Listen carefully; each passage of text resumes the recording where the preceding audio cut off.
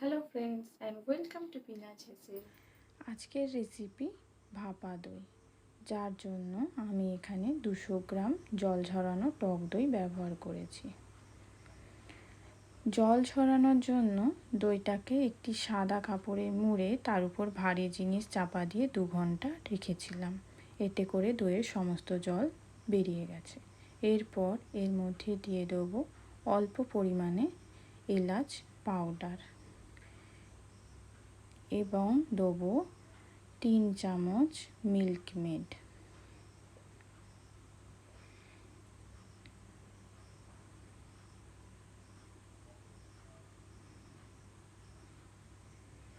Milk made মেশানো হয়ে গেলে দইটাকে ভালোভাবে মিল্ক মেড ও এলাচ পাউডারের সঙ্গে মিশিয়ে নেব।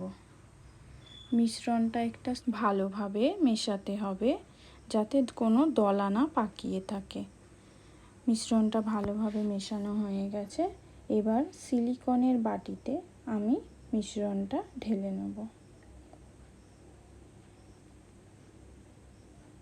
আপনারা চাইলে এখানে কোনো স্টিলের জায়গা ব্যবহার করতে পারেন বা স্টিলের বাটিও ব্যবহার করতে পারেন।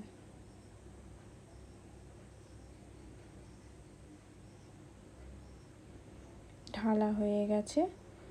এখানে আমি 2টো সিলিকন মোল্ডের সম্পূর্ণ মিশ্রণটা এবার প্লেটটা কয়েকবার ঠুকে নেব যাতে মিশ্রণটা ভালোভাবে সেট হয়ে যায়। এবার স্টিমারে জল গরম করতে দিয়েছি। স্টিমারের জল ফুটে গেলে এর ভিতরে সিলিকনের বাটিগুলো বসিয়ে দেব 5 মিনিটের জন্য।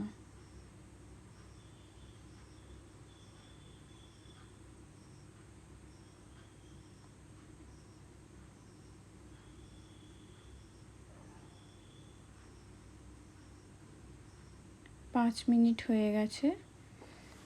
এবার ঢাকনা খুলে একটা ছুরি বা কোনো কাঠির সাহায্যে এটা চেক করে নিতে হবে। আমি এখানে ছুরি ব্যবহার করেছি। ছুরি দিয়ে চেক করলে মিশ্রণটি পুরোপুরি ভালোভাবে সেট হয়ে গেছে। এটাকে এবার নামিয়ে নেব।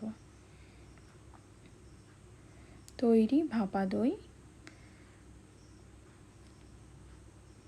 আমি এটাকে ব্লুবেরি ও একটি পুদিনা পাতার সাহায্যে গার্নিশ করেছি।